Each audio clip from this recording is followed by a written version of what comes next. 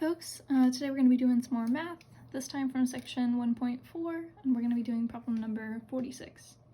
This problem asks us to write an equivalent variation of the given conditional, and the conditional they want us to write an equivalent variation for is no man asks for directions.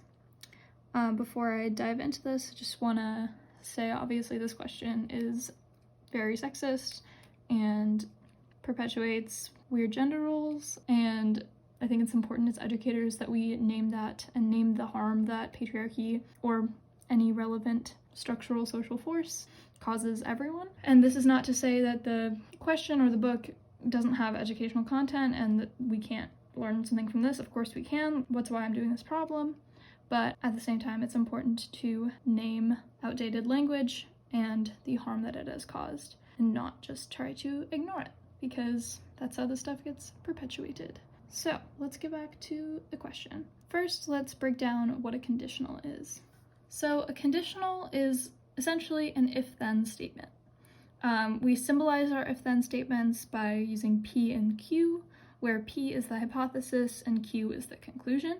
I figure this background is really important when thinking about conditionals. So this is a way of looking at like argument structure and seeing if things are equivalent to each other in mathematical language. So for example, this is a conditional to say if a fruit is red, then it is an apple. That sentence is a conditional, where a fruit is red is P or the hypothesis, and it is an apple is Q or the conclusion. And we can write this sentence exactly like this: if P then Q, and this is essentially like the math translation for this sentence. They mean the same thing for the purposes of our class. And these little squiggly guys, like in front of the little P and Q, actually refer to the inverse of that particular symbol, so the fruit would not be red or not an apple, for example. So given what we know about conditionals, let's break this down. So like we mentioned in the example of what a conditional is, it's important to understand the conditional as an if-then statement. So if we wanted to rephrase this as an if-then statement, we could, for example, say that the P is a person is a man, and that the Q is asks for directions. If you wanted to be explicit about it, you could rewrite this as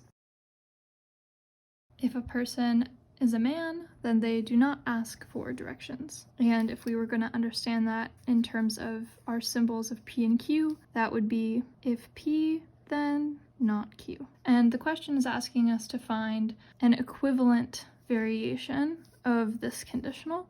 So I've constructed this truth table so we can run through it and see what other conditionals are going to be equivalent or equal in outcome to the given one that we have just drawn out. So let's fill this out. When you're making a truth table, you always want to start with P and Q, and pretty much all the time you're going to want not P and not Q as well. So a truth table is basically just listing out all of the possible outcomes that you could get. Imagine if you wrote out all the possible combinations you could get when rolling a die, for example. This is a pretty similar process.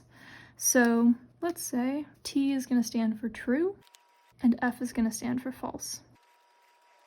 So here is a list of all the possible outcomes, and you can see, for example, if you were going to do if P then Q, you could say if P then Q, that's one possible outcome, that's another, and so on.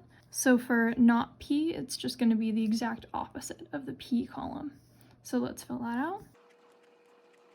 Similarly, the not Q column will be exactly the opposite of the Q column. So let's fill that out. So let's try out if P then Q to see how we would put a conditional into a truth table. So in order for something to be false in a truth table, two things have to happen. First, whatever symbol comes first has to be true.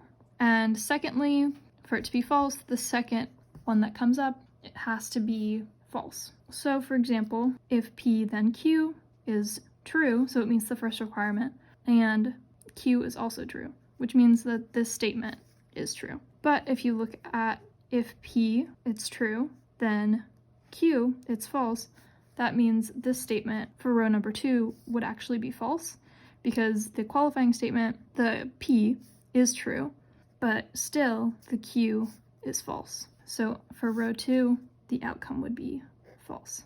For rows 3 and 4, because the first statement is false, we can just go ahead and say those are true, because in order for it to be false, it has to start off as a true statement. So we can do this for these next couple rows as well. So we see if P, then not Q, if P, then not Q. Okay, so the first statement is true, the second one is false, so that means it's going to be false right away off row 1. For row 2, it's true, and then it's also true. So it's true all the way across the board. For 3 and 4, it starts off as false, which means that the conditional is true. Let's repeat that process for this row.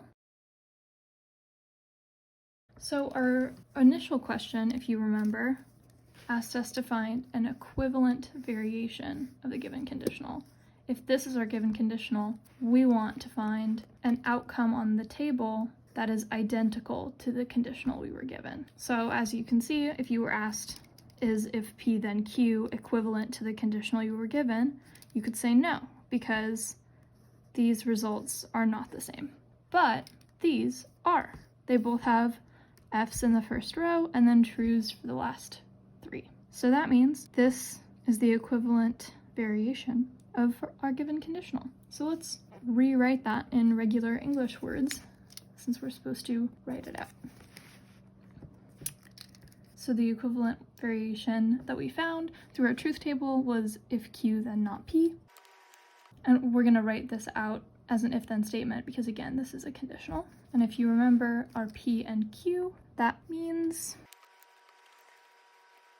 for Q, we can say if a person asks for directions, then this is the negative version of that, so the person would not be a man because it's the opposite. So that's the whole thing. This is our answer.